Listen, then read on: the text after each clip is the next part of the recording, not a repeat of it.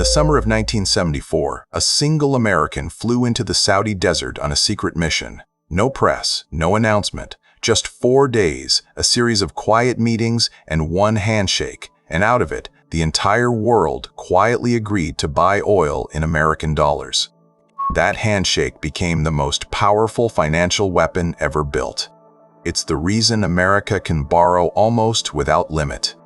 It's the reason the dollar sits at the center of the planet. It's the hidden engine behind 50 years of American power. And in 2024, without a single official announcement, that engine quietly began to fail.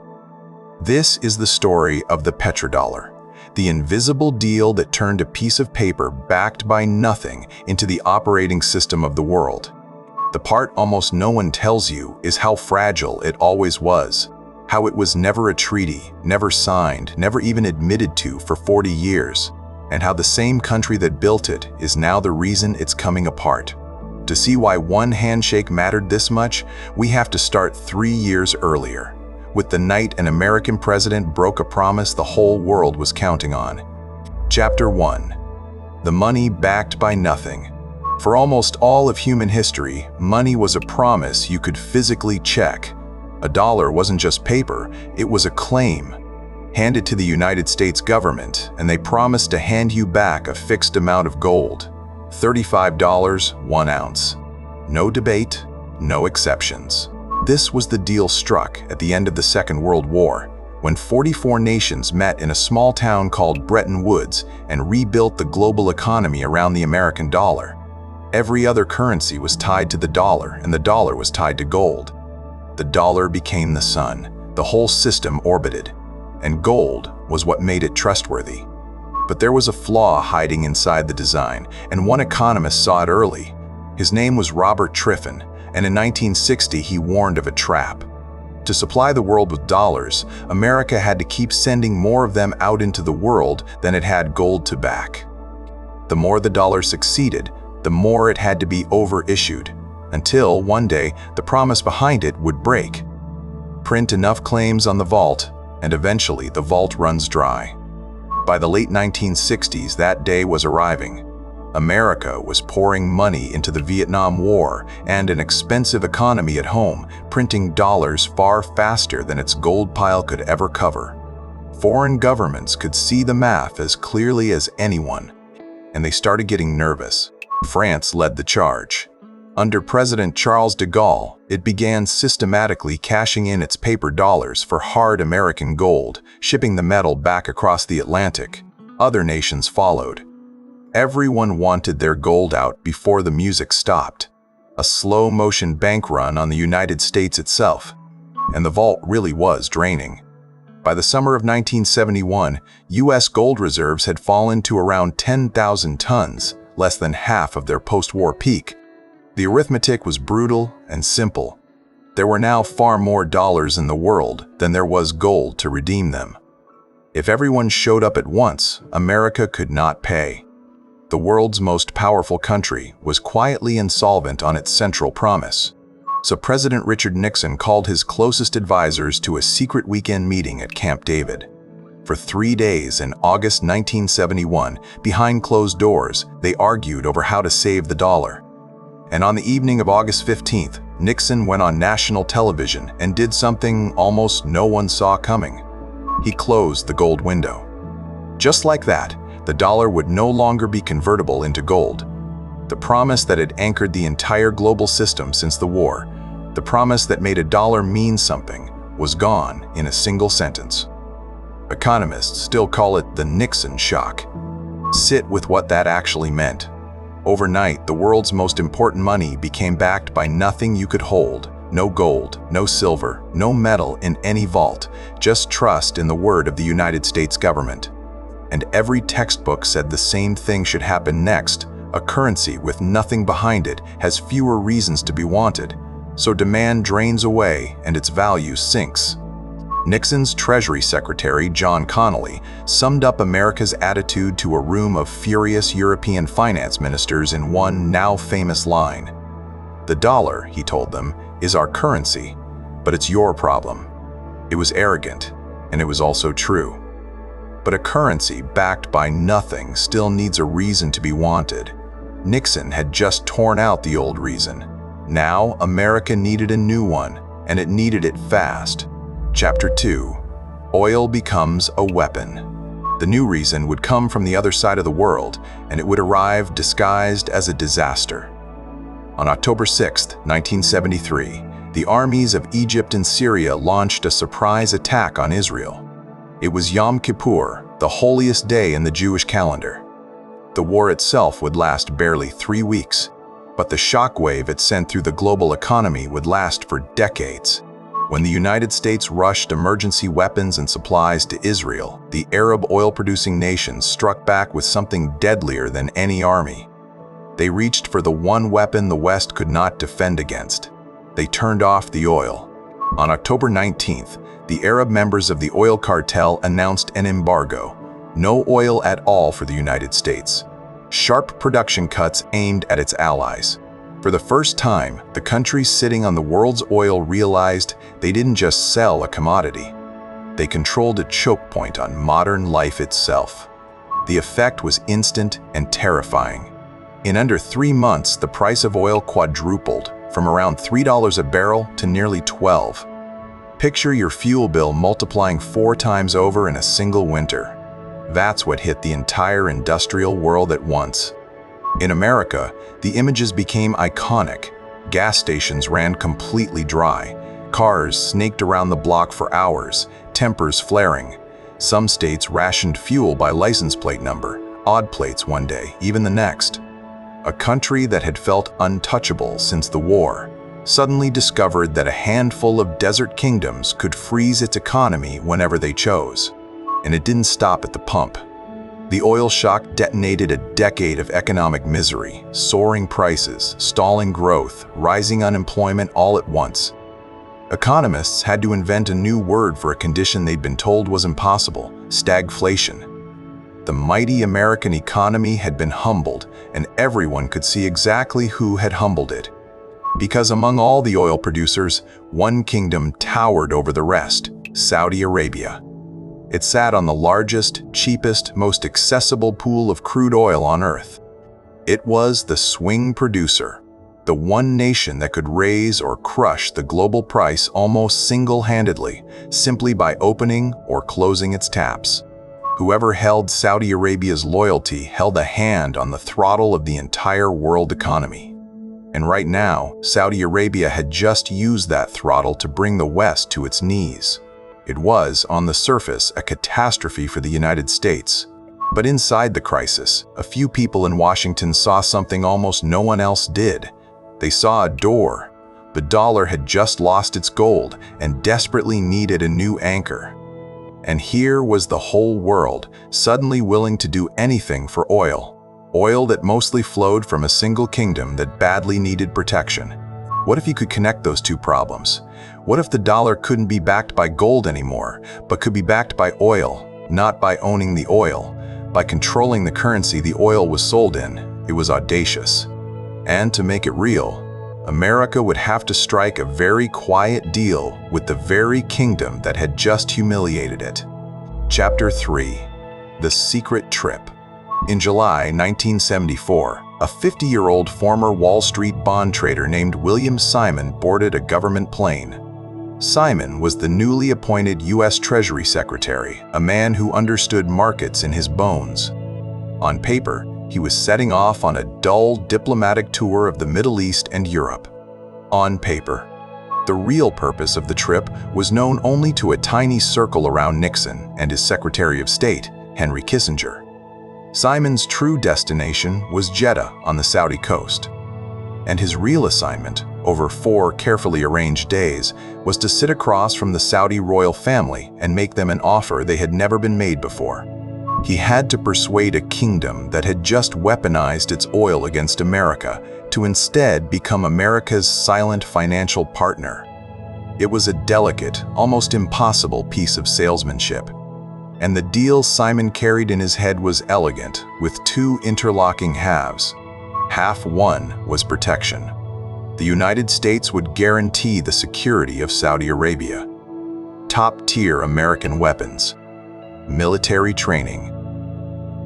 The quiet promise of American power standing behind the royal family in one of the most dangerous neighborhoods on earth.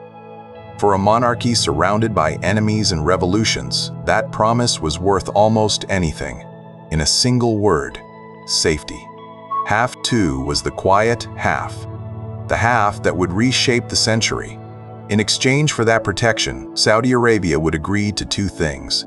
First, it would keep pricing and selling its oil in US dollars, and only US dollars. And second, it would take the vast rivers of dollars it earned from that oil and funnel them straight back into the United States by buying American government debt, treasury bonds. Step back and look at the machine they just designed, because it is a thing of genius. The whole world needs oil. Oil can only be bought with dollars, so the whole world needs dollars. And the only place to get them is America. Then the Saudis take those dollars and lend them right back to Washington. Oil demand becomes dollar demand, becomes a permanent, endless buyer for America's debt, a perfect loop. But there was one condition, and on this, the Saudi king, Faisal, was absolutely immovable. The entire arrangement had to remain secret. Saudi Arabia's purchases of American debt would be hidden from the public, kept out of the ordinary government reports, buried and disguised inside the data so no one could trace the true scale of it.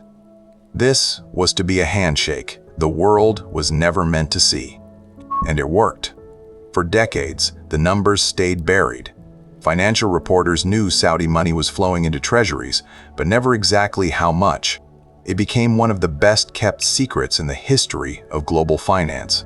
The full truth didn't surface until 2016, 41 years later, when a Bloomberg reporter finally pried the figures loose through a Freedom of Information request, digging old diplomatic cables out of the National Archives. Only then did the public learn how deliberate and how secret the whole arrangement had always been. By then it hardly mattered, because the deal had already done its work. Within just a few years of that Jeddah handshake, Saudi Arabia alone held around a fifth of all the US Treasury debt owned by foreign governments. The kingdom that had tried to strangle the American economy in 1973 had, by the late 70s, become one of its single largest lenders. And crucially, the model spread. What Saudi Arabia agreed to, the rest of the oil-producing world quietly followed. Oil, everywhere, was now a dollar business. So how exactly does pricing one commodity in one currency hand a single nation this much power over everyone else? That's the real engine of the story, and once you see it, you can't unsee it. Chapter 4. How a barrel becomes a bond. Let's make this concrete. Picture yourself not as a person, but as an entire country, one that doesn't produce nearly enough oil of its own. Think Germany, Japan, India, Brazil. Your factories, your trucks, your airlines, your farms, your military. All of it runs on oil you have to buy from somewhere else. Cut off that oil, and your modern economy simply stops. So you have to buy oil, constantly, forever. It is not optional. But here's the catch that changes everything. The sellers price it in dollars, not in your currency, in American dollars. Which means that before you can purchase a single barrel, you first have to get your hands on a pile of American money. Suddenly, every oil-importing nation on Earth is quietly forced into the same behavior. They all have to become collectors and hoarders of US dollars just to keep their lights on and their economies moving. Not because they trust America, not because they love America. Purely because that's the only currency the fuel of modern life is sold in. Now zoom out to the whole planet at once, and the scale of it hits you. Nearly every country has to keep a permanent war chest of dollars on hand at all times. Think of it like a giant global superstore that will only accept one single company's gift cards. If everyone on Earth is forced to shop there, then everyone on Earth has to keep buying those gift cards, whether they like that company or not. And no government wants to leave a mountain of cash just sitting in a drawer, earning nothing. So they park those dollars somewhere safe that pays a little interest. And the safest, deepest, most liquid place on the entire planet to store dollars is US government debt. treasury bonds. So the dollars flow out of America to buy oil and then flow right back into America to buy its debt.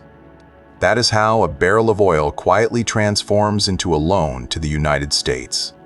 The consequences of this for America are almost impossible to overstate. It means there is a permanent, worldwide, structural line of buyers standing ready for American debt, no matter what. Which means America can borrow truly staggering sums of money at low interest rates that no other country on earth could ever dream of getting. It means America can run enormous budget deficits, year after year after year, and the world keeps lending, because the world needs dollars for reasons that have nothing to do with whether America's finances actually look healthy. Any other nation that borrowed like this would see its currency collapse. America gets a standing ovation from its lenders. A French finance minister had a name for this astonishing advantage, coined back in the 1960s. He called it America's exorbitant privilege. Strip away the fancy words and it means something simple, almost unfair. The country that prints the world's money gets to live by a different set of rules than everyone else. It can spend money it does not have, and the rest of the world quietly funds the bill. At the height of this system, well over half of all the money held in reserve by the world's central banks was held in dollars. At its peak, more than 70%. Not gold, not their own currencies, dollars.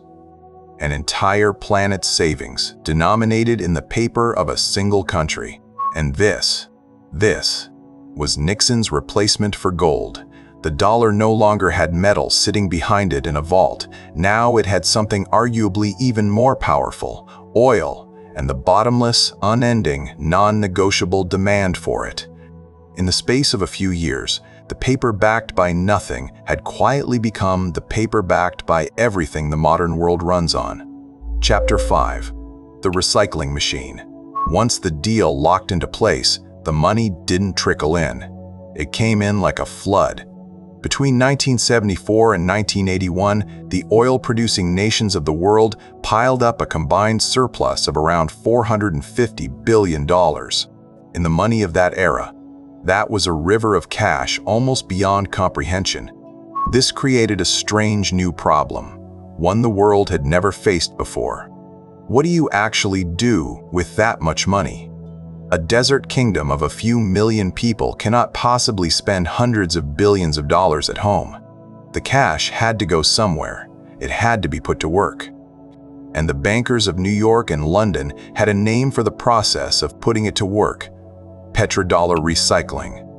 Here's how the machine turned. Ordinary countries paid dollars for oil. Those dollars piled up in the oil producers' accounts. The producers deposited them into big Western banks. And now those banks were sitting on an ocean of dollars that had to be lent back out to earn a return. So they went hunting all over the world for anyone, willing to borrow. A lot of this recycling ran through a strange, lightly regulated corner of finance in London known as the Eurodollar market. Don't let the name fool you. It had nothing to do with the euro. Eurodollars were simply US dollars held in banks outside the United States, beyond the reach of American regulators. It was a giant offshore pool of dollars, and it made lending fast, cheap, and almost frictionless. And who did all these dollars get lent to? The developing world. Through the 1970s, Western banks pushed cheap dollar loans across Latin America, Africa, and Asia, to Mexico, to Brazil, to Argentina, and dozens of others. To these countries, it felt like a miracle. Free money to build highways, dams, power plants, a modern future. The dollars were flowing, and everyone was drinking deeply. But hidden inside these loans was a quiet trap that almost no one was watching. The interest rates on them were not fixed. They floated. And they floated in lockstep with one single number on the other side of the world, the interest rate set inside the United States. As long as American rates stayed low, the loans stayed cheap, and the party rolled on. Nobody borrowing imagined how violently or how fast that number could move. Then, at the turn of the 1980s, it moved.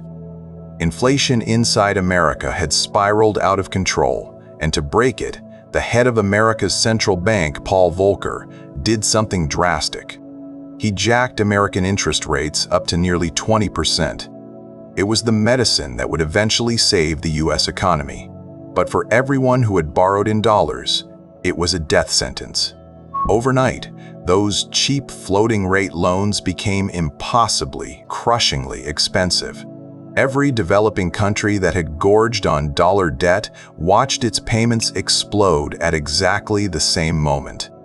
They were trapped in a currency they didn't print, at an interest rate they didn't control, set by a country on the far side of the planet. In August 1982, the dam broke. Mexico announced to the world that it could no longer pay its debts. Its finance minister flew to Washington to deliver the news in person, and the panic tore across the developing world within months. One country after another teetered on the edge of default. It became known simply as the debt crisis. For the countries caught in it, the damage was generational.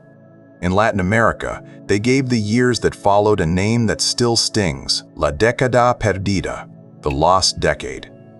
10 years of brutal austerity, shrinking economies, and deepening poverty, much of it demanded as the price of being bailed out. Living standards went backward for hundreds of millions of people. This is the shadow of the petrodollar that almost never makes the highlight reel. The very same machine that gave America a bottomless line of cheap credit also helped bury dozens of poorer nations under mountains of dollar debt they could never climb out of. A system this powerful, this global, was never going to be gentle to the people at the bottom of it.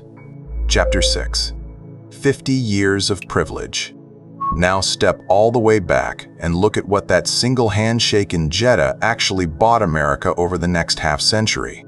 Because the payoff was enormous, and it went far beyond cheap loans. For 50 years, the dollar didn't merely survive the death of the gold standard. It reigned. To this day, the dollar is still the currency that nations pile up in reserve above all others. It's still the currency that the overwhelming majority of global trade is priced in. It is still the anchor, the reference point, the default setting of the entire financial system. Oil and the deal that dollarized it are a huge part of why. And that dominance is a superpower that mostly operates in the shadows. It lets America borrow more cheaply than any rival. It plants the American financial system at the very center of global trade so that money moving anywhere in the world tends to pass through American hands. Every major bank on the planet, if it wants to deal in dollars, and it must, has to play by American rules, which quietly handed Washington a weapon far more precise than any missile: the power to switch a country off. Because so much of the world's money flows through the dollar system, the United States can freeze an enemy out of that system almost entirely. Block its banks. Cut it off from global trade. Even seize the reserves it thought were safely its own, all with a signature and no shot fired. For years, this power was used carefully against smaller targets. Then, in 2022, the world saw it unleashed at full strength. After Russia invaded Ukraine, the United States and its allies froze around $300 billion of Russia's central bank reserves, roughly half of everything the country had set aside. Money, a major power believed was untouchable, was, in an instant, simply switched off from the outside. And that single act sent a chill through the offices of every finance minister and central banker on Earth, because they all suddenly asked themselves the same cold question. If it can happen to Russia's reserves, whose reserves are actually safe? What exactly is a pile of dollars worth if the country that issues them can freeze yours whenever it disapproves of you? That moment, the day the world watched money get frozen from the outside, is exactly where our story turns. Because it's the moment the rest of the world stopped grumbling about the dollar and started quietly, seriously planning its exit. If you're finding this valuable, take 1 second to subscribe. It genuinely helps this channel keep digging into stories like this. Now, to the crack running through the whole system. Because here lies the great irony at the very heart of the petrodollar. the very power that made the system so valuable to America. The ability to freeze anyone, anywhere, out of the world's money, turned out to be the same power that finally gave the rest of the world a compelling reason to leave it behind. For 50 years, holding dollars had felt like the safest choice on earth. After 2022, for a growing number of countries, it started to feel like a risk. And once the most important currency in the world starts to feel like a risk, something deep begins to shift. Chapter 7. The cracks. Put yourself back in the chair of a national leader who has just watched America freeze $300 billion of another country's reserves. You ask yourself one question over and over. What if it were me? What if my nation's savings, my reserves, my access to the entire global economy could be shut off by a decision made in a building on the other side of the world? That fear has hardened into a plan, and the center of gravity for that plan is the single relationship with the real power to crack the system open, Saudi Arabia and China. Because China is now the largest buyer of Saudi oil on the planet. And China has no desire whatsoever to keep paying for that oil in the currency of its greatest strategic rival. China wants to pay in its own money, the yuan.